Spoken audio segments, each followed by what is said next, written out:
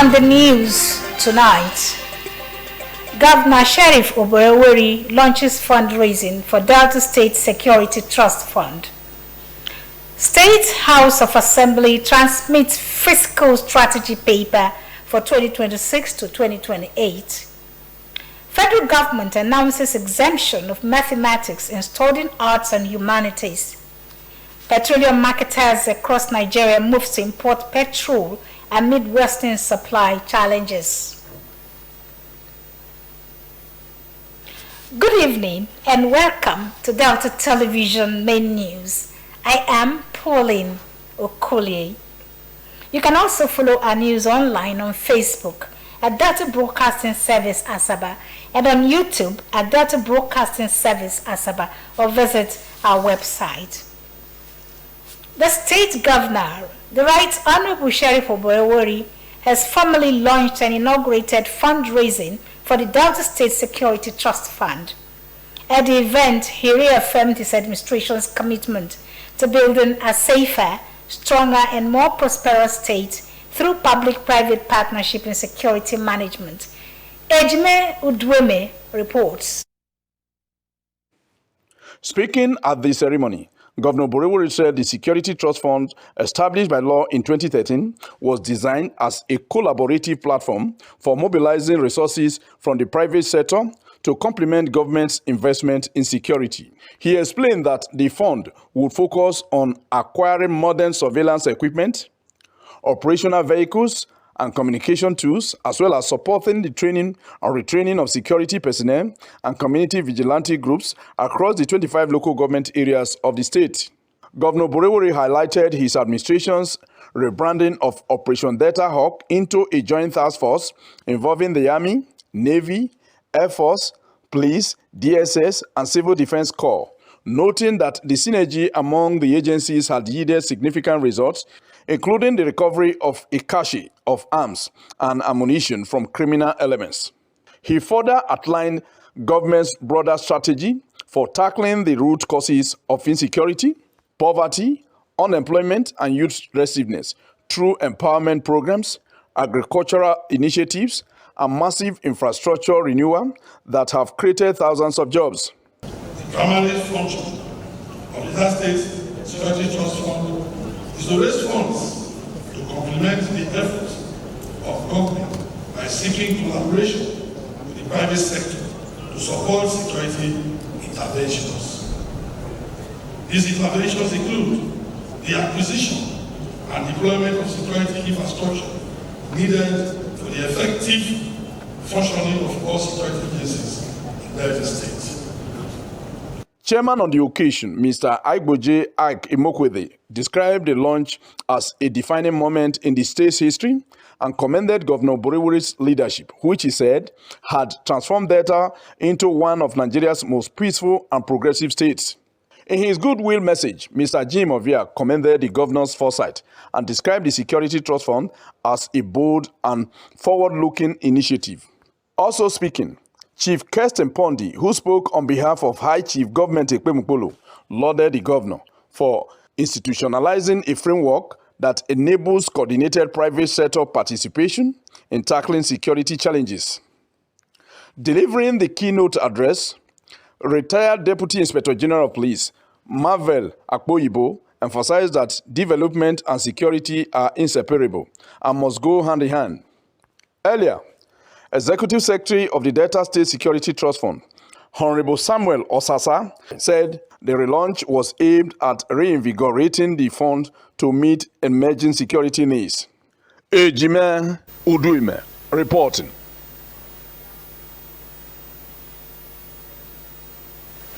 The Ruby Awareness Initiative Foundation of Ms. Omonigo Oborewori Esquire, daughter of the Delta State Governor, has organized a special health program to commemorate the 2025 World Mental Health Day. The program, which centered on this year's global theme, Access to Services, Mental Health in Catastrophes and Emergencies, drew mental health experts, students, government officials, and members of the public to raise awareness on the importance of accessible mental health care, especially in times of crisis, held at the Hollywood International School, Asaba. Florence Oyibodoro has details. Speaking at the event, Ms. Oborewori emphasized the need for proactive attention to mental well-being, noting that many people face emotional distress during emergencies such as displacement, natural disasters, and economic hardship. She stated that mental health stability remained a key priority in the administration of Governor Sheriff Oborewori and reaffirmed her foundation's readiness to partner with the state governments in combating drug abuse, and promoting a healthier Delta state. To know that the Ruby Awareness Initiative is enforcing say no to drugs, and that the mental stability of the state, which the governor has already started, which he has enforced that everyone should stay away from drugs, and is taking legal actions against everyone doing drugs, be it old, young, and all. We all know about the MORE agenda, which is reinforcing stabilities and all that in the state. So I believe that we working hand to hand with the government will make him achieve the MORE agenda. The program coordinator, Ms. Elizabeth Ida, reiterated the foundation's commitment to improving the well-being of young people through advocacy and community-based initiatives. Resource persons and mental health advocates including the chairman of the Nigerian Medical Association, NMA, in the Federal Medical Center, Asaba, Dr. Israel Adaiho, and Mrs. Patience Okolie, delivered lectures on stress management, trauma recovery, and the dangers of drug abuse, describing it as a serious threat to both mental and physical health. The students also made creative presentations in songs and drama, emphasizing empathy, awareness, and support for those facing emotional challenges. Participants expressed appreciation to the convener for the gifts of journals and iPads, describing the outreach as enlightening and impactful. I learned a lot of things today, on how to say no to drugs, the dangers it has on our brain and how it can affect our lives and how it's not good at all. And I'd also like to say a big thank you to our sponsor, Omonigo Oborewori, for what she has done and everything. I really appreciate it, and a really big thanks. And I want to say a really big thank you to the governor's daughter, Barrister Ruby Omonigo Oborewori. I want to say thank you for her kind words, her prayer, the gifts, everything. It means a lot to us as students. The Ruby Awareness Initiative Foundation is focused on building a healthier and more resilient society through sustained enlightenment campaigns and school-based interventions. Florence Oyibodoro reporting. Governor Sheriff Oborewori has transmitted to the House of Assembly the fiscal strategy paper for the 2026 to 2028 period, intended as a guiding document for the preparation of the 2026 fiscal year budget. The governor's letter was read before the House by the Speaker, Right Honorable Imamotimi Goo. Governor Oborewori explained that in line with the provisions of the Fiscal Responsibility Law and in keeping with international best practices, the state government has prepared the 12th edition of the Delta State Fiscal Strategy Paper covering 2026 to 2028. He noted that the document will serve as a foundation for the formulation of the 2026 fiscal year budget. According to the governor, the paper comprises the medium-term expenditure framework, the fiscal strategy paper, the economic and fiscal update, and the budget policy statement, components essential for effective budget planning and implementation. He added that the inclusion of economic and fiscal analysis, as well as the review of past and current budget performance, would help identify key factors influencing budget execution. Governor Oborewori emphasized that the FSP represents the first and most critical phase in the annual budget preparation cycle developed in anticipation of the 2026 budget. It disclosed that in preparing the 3-year indicative fiscal framework, the state government adopted a value-based forecast derived from actual revenue receipts between January and June 2025.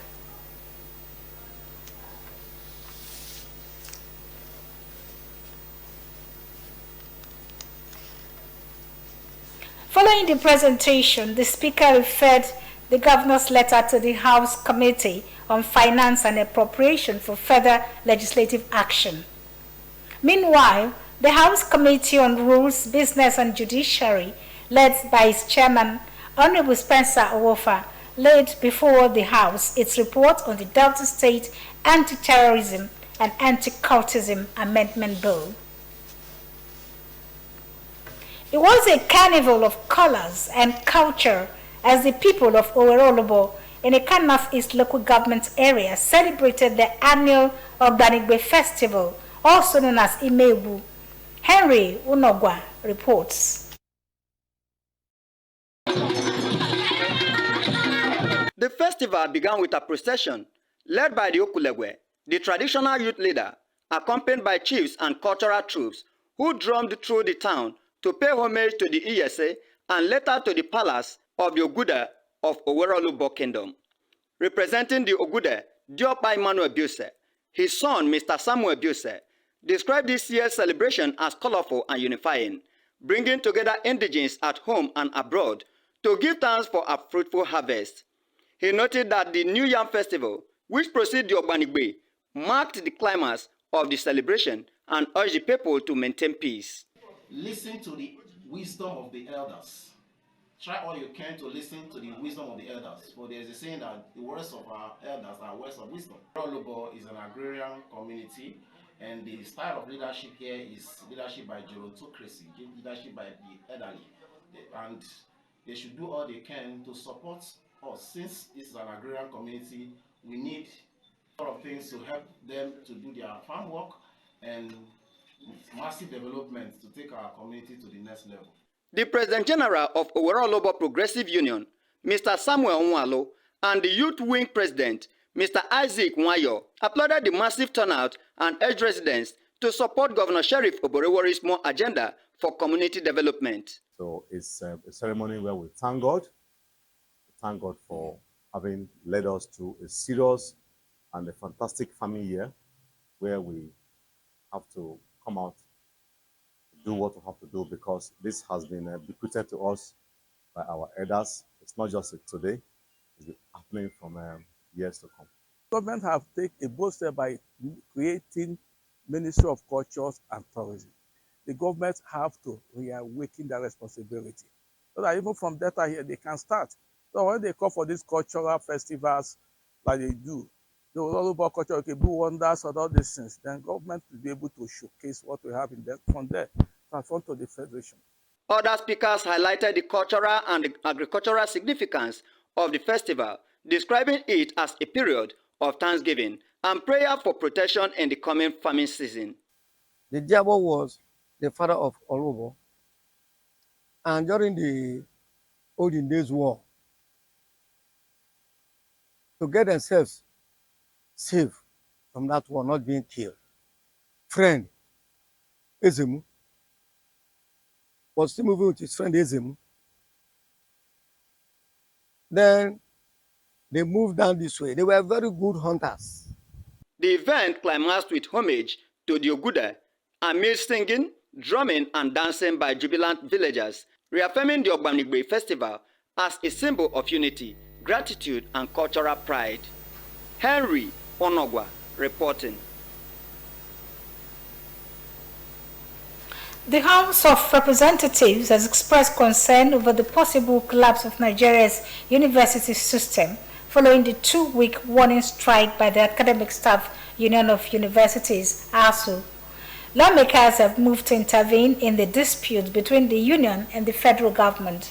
The motion sponsored by Honorable Sesi Wingan noted that the strike resulted from unfulfilled agreements on revitalization funds, earned allowances, salary structures, and university autonomy. He warned that such strikes often lead to prolonged shutdowns and disrupt academic activities. The House urged ASU and the federal government to embrace dialogue and put national interest first. It also directed its committees on university education and labor to mediate and establish a permanent platform for continuous engagement. The House of Representatives has resolved to investigate the abandoned $35 million modular refinery project in Brass, Bayelsa State, despite significant financial commitments made 4 years ago. The decision followed the adoption of a motion of urgent public importance moved by Billy Osawaru on today during plenary. The House of Representatives has resolved to investigate the abandoned $35 million modular refinery project in Brass, Bayelsa State, despite significant financial commitments made 4 years ago. In its motion, entitled Need to Investigate the Abandoned $35 million modular refinery project in Brass, Bayelsa State, 4 years after financial commitments, Mr. Sawaru expressed concern that the project, funded by the Nigerian Content Development and Monitoring Board, NCDMB, has shown no visible progress since inception. He noted that in 2020, the NCDMB invested $35 million, over 15 billion naira, in Atlantic International Refinery and Petrochemical Limited, a modular refinery proposed for Brass, Bayelsa State, as part of efforts to boost indigenous refining capacity and reduce pressure on Nigeria's foreign exchange. The lawmaker recalled that the House had previously mandated relevant committees to investigate the matter and that a petition was submitted to the Economic and Financial Crimes Commission, EFCC, in May 2024, seeking a probe into NCDMB's multi-million-dollar investments, including the Brass Refinery project. However, no updates have been received.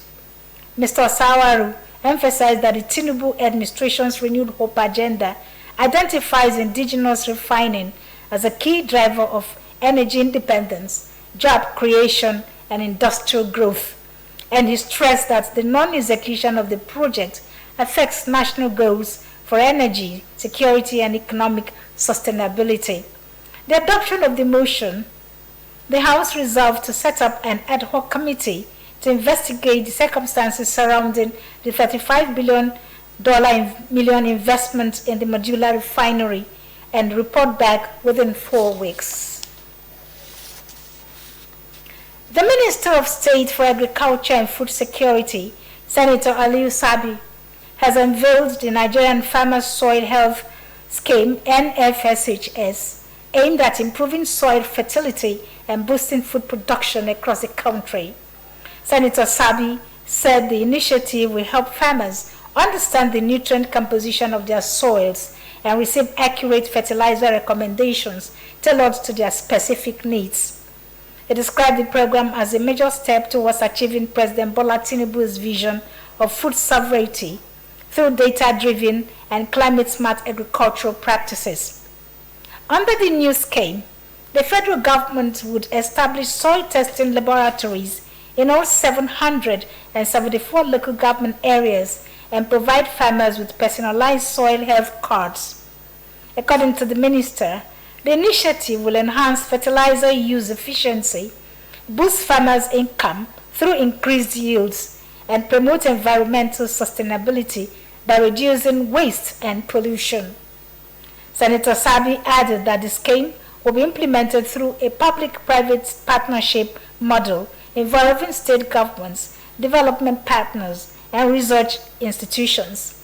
The minister assured Nigerians that the project will generate rural jobs, empower farmers, and strengthen the country's drive for self-sufficiency in food production. The National Association of Nigerian Students, NANS, has given the federal government and the Academic Staff Union of Universities, ASU, a 7-day ultimatum to resolve their ongoing dispute or vet another strike that could disrupt the academic calendar. The NANS president, Mr. Olushola Oladoja, in a statement today, expressed concern over renewed tension between both parties, warning that Nigerian students, many studying through education loans, could not afford further disruptions. Mr. Oladoja commended President Bola Tinubu's education reforms, including the Nigerian Education Loan Fund and TET Fund interventions, describing them as signs of the administration's commitment to students' welfare. He lamented that delays in implementing agreements with ASU and poor communication that had created unnecessary tension threatened progress in the education sector. He appealed to President Tinubu to personally intervene, noting that failure to resolve the crisis within 7 days could erode the gains achieved under the renewed hope agenda. ASUU had on Monday commenced a warning strike following the expiration of a 14-day ultimatum to the government over unresolved issues, including the renegotiated 2009 ASUU-FGN agreement and payment of withheld salaries. The Executive Chairman of the Economic and Financial Crimes Commission, EFCC, Mr. Ola Olukoyede, has called on Nigerians to actively participate in the fight against corruption, stressing that its impact affects everyone in society. Mr. Olukoyede made the call when staff and students of Oloye Comprehensive College, Abuja, visited the EFCC headquarters on a study tour. Speaking through the head of public interface, Assistant Commander of the EFCC, Mr. Tony Orilade, the EFCC chairman said the anti-graft fight was a collective responsibility that must involve all citizens, especially the young people. He urged students to avoid any form of fraud, emphasizing that corruption has lasting consequences on individuals and national development. The EFCC encouraged them to form a joint integrity clubs in their schools as part of efforts to promote honesty and accountability. The Chief Superintendent of the EFCC, Mr. Hakim Lasisi, warned students against the negative use of the internet, noting that peer pressure, curiosity, and unemployment often lead young people into cybercrime. Also speaking, the Assistant Commander of the EFCC and Head of Enlightenment and Reorientation, Mrs. Aisha Mohammed, said the Commission was intensifying preventive programs such as the EAGLE, Zero Tolerance, and the establishment of integrity clubs in schools and NYSC units.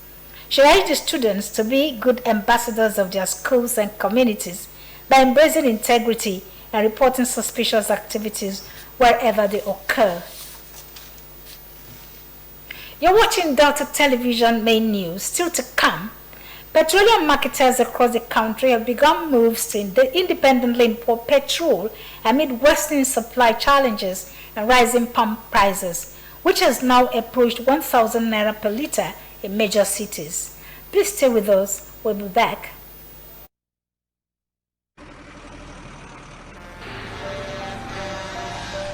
If tanker wey carry fuel fall or pipe wey carry fuel for underground burst, wetin you go do? You go begin bath fuel put for your bucket, or you go run comot far for where the fire go soon come. Na only small time you get to take this wise decision. Waka comot, no, that one no dey enough. Shift, no, that one no dey enough. Stay there dey gist and take pictures with your phone. That na madness. Run, yes, run comot. Yes, your life depend on wetin you do. The fire go come at once and you no go fit control am. Why? Petrol dey catch fire easily. Why? Na just small spark go start big fire. So no stay there dey think. Run comot quick to save your life. No throway your life away because of say you wan pack petrol. Take this advice. This informate na from Public Enlightenment Office, Delta Broadcasting Service, Asaba.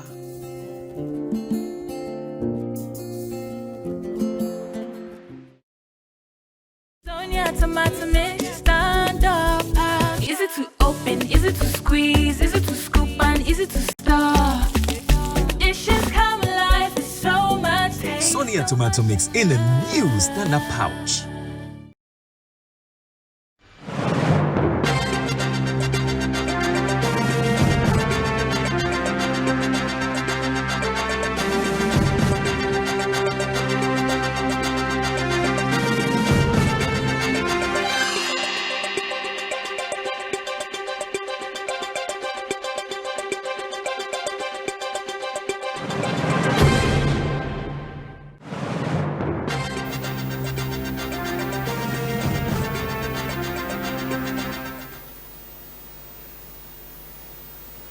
Welcome back.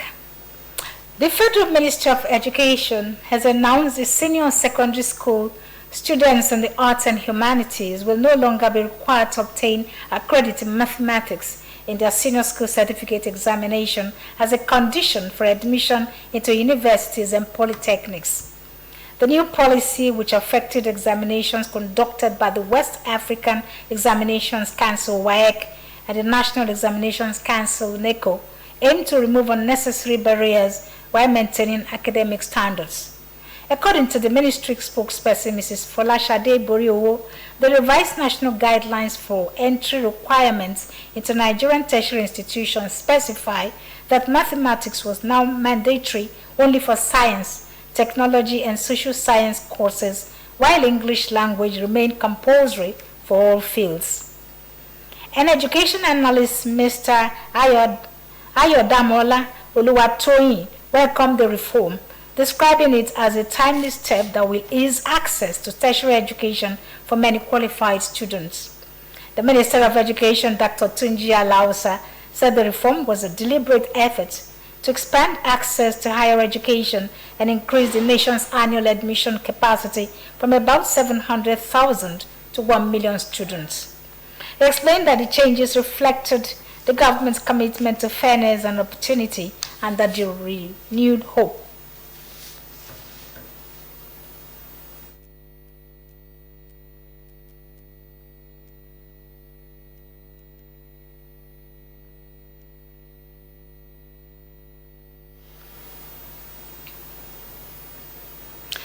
Let's join our business news desk for happenings in the business sector.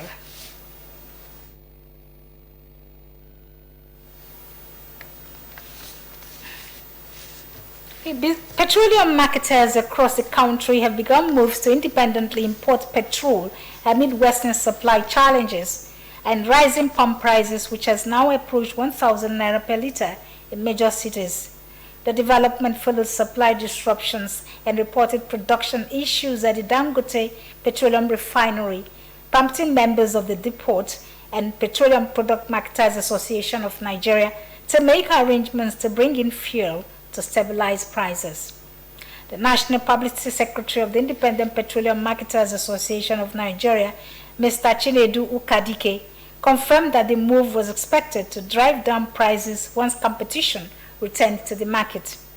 The current surge in petrol prices has been attributed to a temporary halt in loading activities at the Dangote refineries and price adjustments by private depots.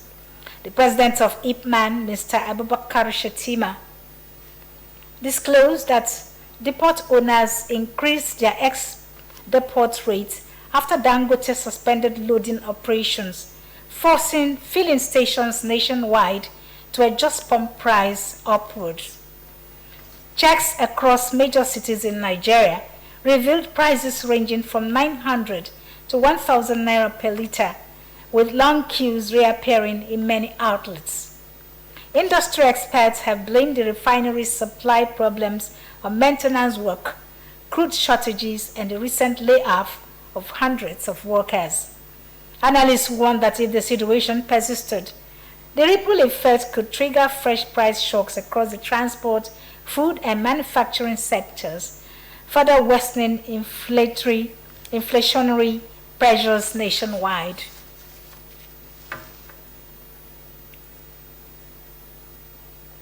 Sports. Kennedy Boboye has been unveiled as the new technical advisor of Nigeria Premier Football League (NPFL) club Bendel Insurance. Boboye's appointment was confirmed by the Benin Arsenals. The 51-year-old takes over from Greg Ihinoba, who was sacked by the club for poor performance 2 weeks ago. The executive chairman of the Edo State Sports Commission, Honorable Amadine Desmond Enabulele, described Boboye's appointment as a strategic move to revive the club's fortunes and re-establish its competitive stature in the NPFL. He explained that the decision to part ways with the former coach followed a series of poor results that left the team languishing in the lower half of the table.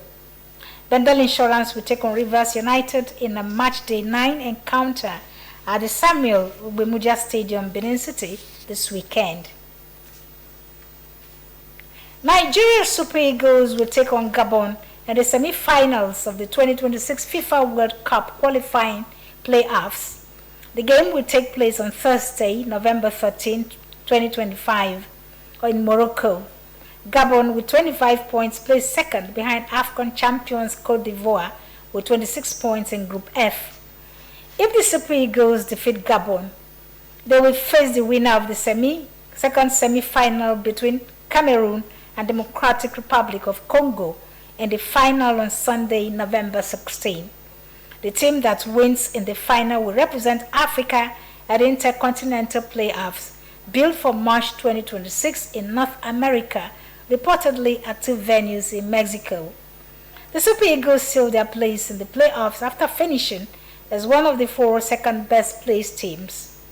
The playoff tournament involving 6 teams, 1 each from Asia, CAF, CONMEBOL, and Oceania, and 2 from CONCACAF, will be held to decide the last 2 FIFA World Cup berths. The bottom 4 teams in the FIFA World Rankings will be drawn into 2 single elimination matches. The winners of those matches will advance to play the top 2 teams in 2 single elimination matches, and the winners will qualify for the World Cup. Our thoughts for the day. Let knowledge equip you, and let wisdom free you. With both, you will not only reach new horizons, but will see far beyond them.